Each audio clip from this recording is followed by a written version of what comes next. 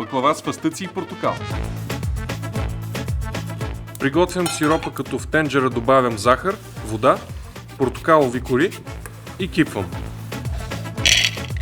Смилам половината фъстъци, отделям ги в купа, добавям останалите фъстъци, малко олио, меля до получаването на фъстъчено масло.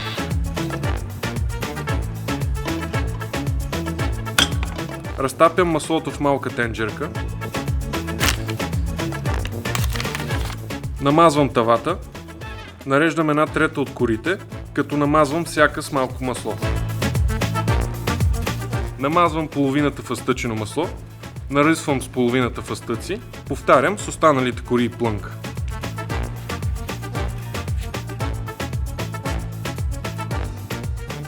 Нарязвам баклавата преди да я изпека. Изпичам докато се получи наситен златист цвят. Заливам горещата баклава с охладения сироп. Оставям да попие за поне 12 часа и сервирам. Харесайте видеото и ни последвайте за още рецепти като: ще напълним тази тиква с каварма.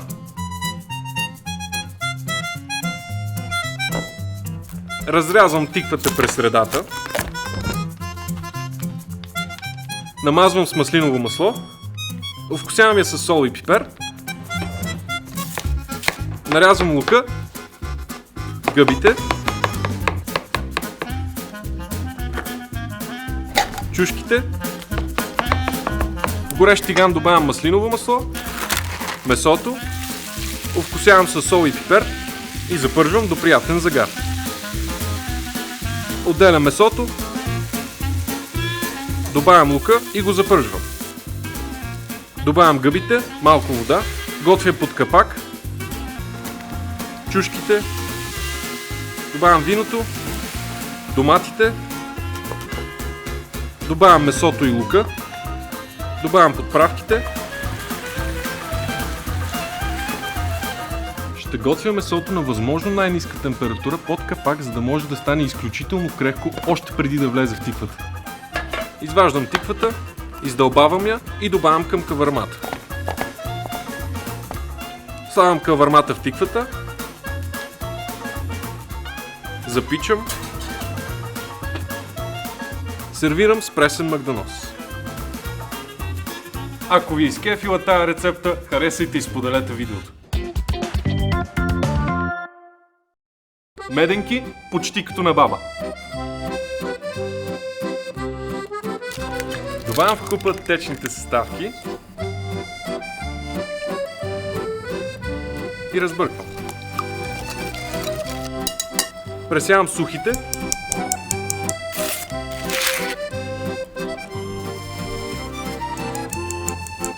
и бъркам отново, докато се получи рехаво тесто. Увивам го в стреч фолио, прибирам тестото в хладилника за 20-30 минути да си почине.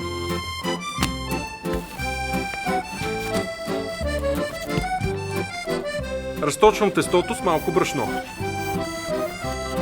Изрязвам меденките. Пека меденките на 180 градуса за 8 до 10 минути. Намазвам със сладко охладените меденки, слепвам и ги декорирам. Харесайте и ни последвайте за още десертчета. Бърз и вкусен начин за приготвяне на риба. Овкусявам с сол и пипер. Намазвам рибата с маслиново масло, правя разрези, втривам подправките, добавям чери домати, резани лимони и вино. Изпичам за 10-20 минути. Рибата се сготвя доста бързо и по-продължително готвене по-скоро би я изсушила, отколкото да я направи по-крехка. Затова я готвим на много висока температура за кратко време. Докато рибата се пече, разтапям масло, нарязвам чесън и го добавям. Режа копър, добавям и него към маслото и свалям от котлона. Заливам рибата с горещото ароматно масло и поднасям. Харесайте и запазете видеото, защото съм сигурен, че ще ви трябва за трапезата на Никул ден. Горният слой на сърмите е най-вкусен и затова си направих цяла тава от него. Нарязвам ситно лука, чесъна и чушките. Запържвам лука в маслиново масло, докато умекне, сол. Добавям чушките и чесъна, запържвам за още 1-2 минути, овкусявам с пипер, разбърквам. Добавям булгура, зелевия сок, водата. Готвя докато булгура се свари.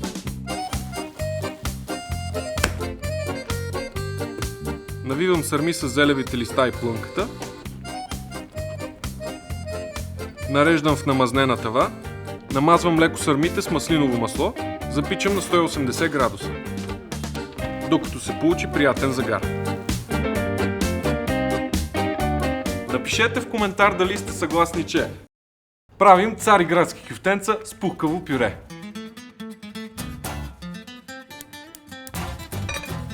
Слагам картофи в тенджера с вода. Варя картофите с обелката, защото голяма част от вкуса им е в нея и по този начин ще го запазя в пюрето. Варя ги докато умекнат. Беля картофите. Намачквам ги и добавям масло. Бъркам докато се разтопи. Добавям прясно мляко и разбърквам. Добавям сол, черен пипер и разбърквам. Запържвам кюфтенцата в малко олио.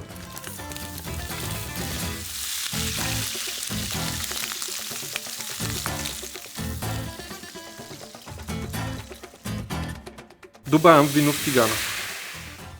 Разбърквам брашно с малко вода. Добавям бавно сместа в тигана, добавям маслото и бъркам. Връщам кюфтенцата в тигана. Овкусявам с сол и пипер. Сервирам топлите кюфтенца с картофеното пюре. Харесайте ни и последвайте за още подобни лесни рецепти. Готвим винен кебаб. Нарязвам зеленчуците.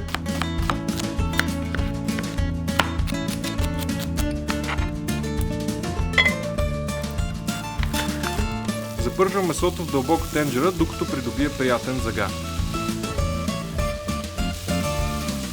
Държа да запека месото за винен кебаб, защото точно този цвят ще придаде почти целия вкус на манджата. Изваждам месото на страна. Веднага добавям зеленчуците. Запържвам ги, докато умекнат. Добавям брашното и разбърквам. Добавям доматите, виното и малко вода или бульон. Разбърквам, добавям подправките и връщам месото в тенджерата. Оставям манджата да къкри дълго и бавно, докато месото стане крехко. Сервирам горещия кебаб със сварено рис. Запазете видеото и ни последвайте за още манджички. Свинско със зеле, гювеч.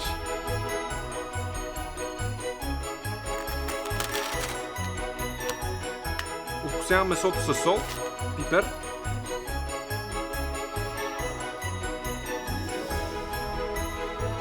Запържвам в горещ тиган с олио, докато се получи приятен загар.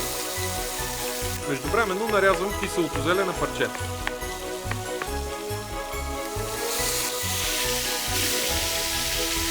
Добавям продуктите в гювеча, като редувам ред зеле, ред месо. Тия налепи по тигана няма да ги оставя просто така, ами ще ги обера с малко зелев сок.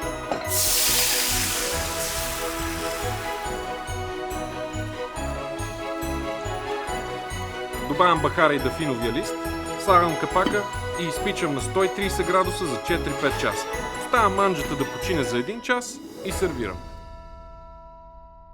Харесайте и ни последвайте за още празнични рецепти.